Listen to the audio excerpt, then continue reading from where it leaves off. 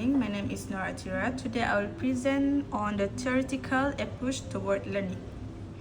Learning is explained through different theories that help teachers understand how students learn and how they can improve teaching strategies in classroom.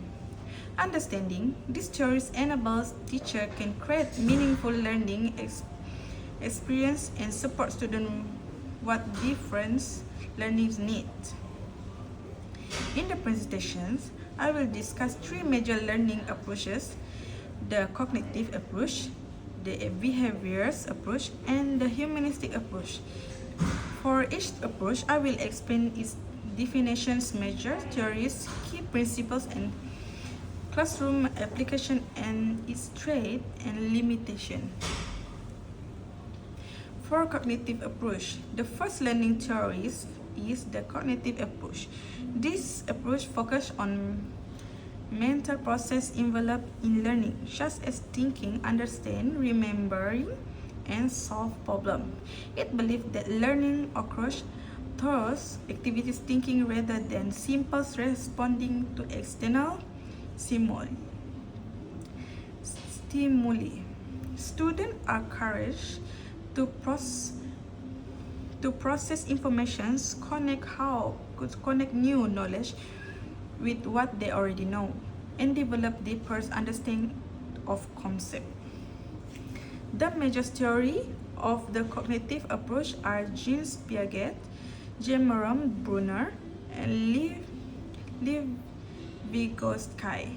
Piaget explained how teachers' thinking developed through different stages of the cognitive develops. Bruner believed that students learn the best through discover their learning, where Vygotsky impresses the importance of social interaction and teachers' guidance in help students achieve higher level of understanding.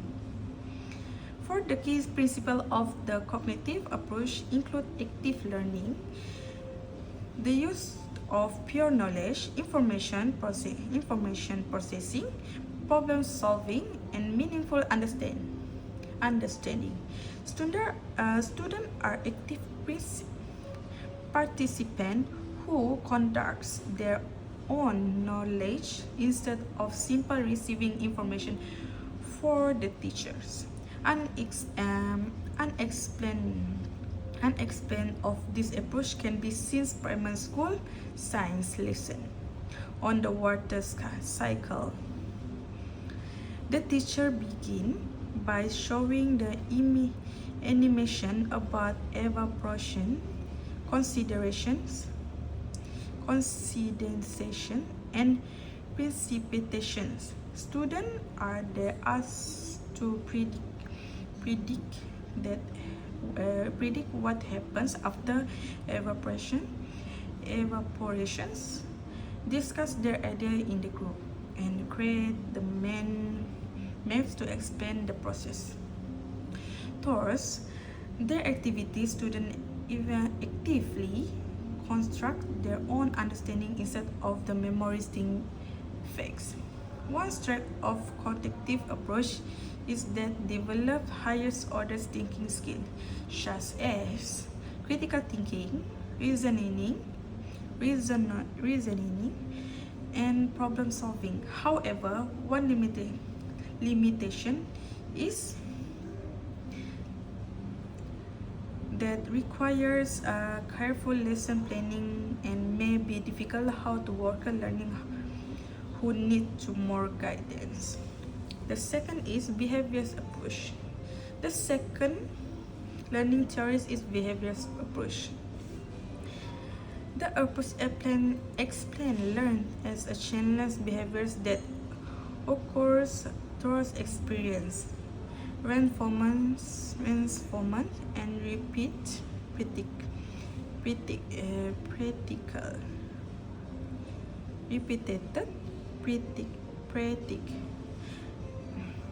learning takes place through stimulus and response where these behaviors and strengthens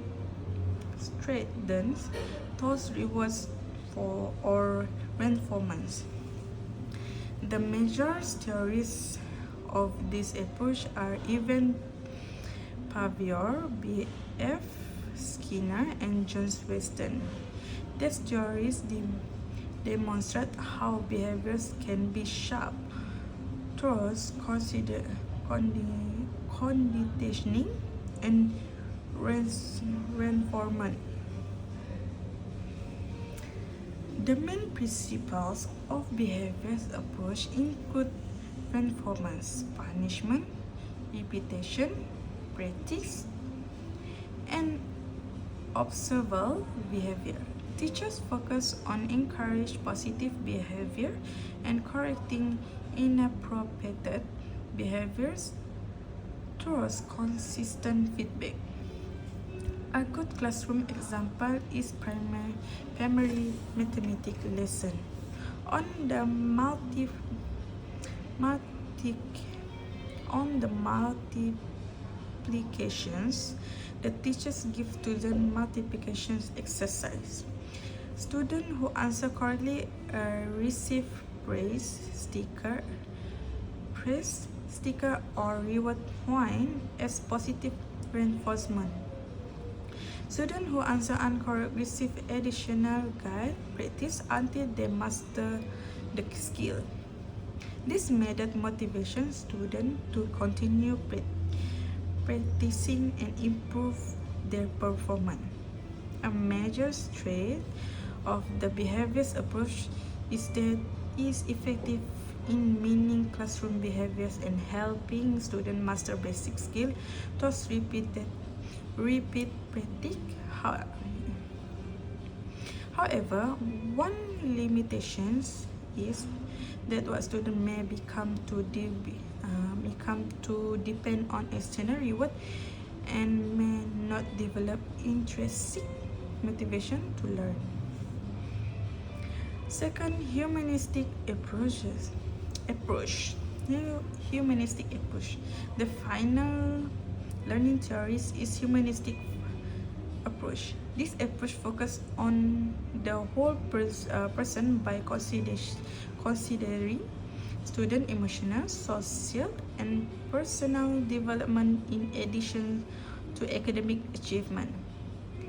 It believes that students learn best in supportive, respectful, and caring environment where they feel valued and motivated. The major theories of this approach are Abraham Maslow and Carl Rogers. Maslow introduced the hierarchy of needs, explained that student basic needs should be met before effective learning can occur. Rogers believed that learning should be student-centered and that teachers should act as facilitators rather than simple delivering information.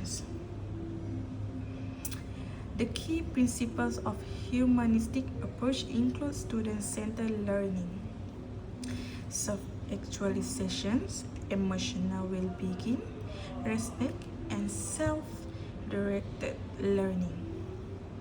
Students are encouraged to take responsibility for their own learning while teachers provide guidance and support. An example, this approach is secondary school English lesson. Students are allowed to choose their own reading materials based on their interests. The teachers facilitators discuss, encourage students to reflect on what they have read and allow them to share personal experience. This creates meaningful learning because students have the freedom to express themselves and become more engaged in the lesson. The humanistic approach has several strengths. It boosts student confidence, creativity, emotional well-being, and intrinsic motivations. However, it can challenge to implement in large classrooms where teachers have limited time to provide individual attention. for every student. For comparison of the three approaches, although these three learning theories have different perspectives, each contribute to effect teachings. The cognitive approach focuses on developing thinking and problem-solving skill. The behaviors approach impressive behavior change thoughts, reinforcement, and repeat practice. The humanistic approach promotes student personal growth, emotional well-being, and self-directed to learn. Therefore, teachers should understand all approach and apply them according to learner's objective and student needs. For conclusion, the cognitive behaviors and humanistic approach is provide with valuable insight to how students learn. The cognitive approach develops thinking skill and meaningful understanding, and the behaviors approach reinforcement. The humanistic approach supports emotional development, confidence, and personal growth. By combining the strength of these three approaches, teachers can create engaging, effective, and inclusive class that support both academic achievement and student overall development. Thank you. That's from for me.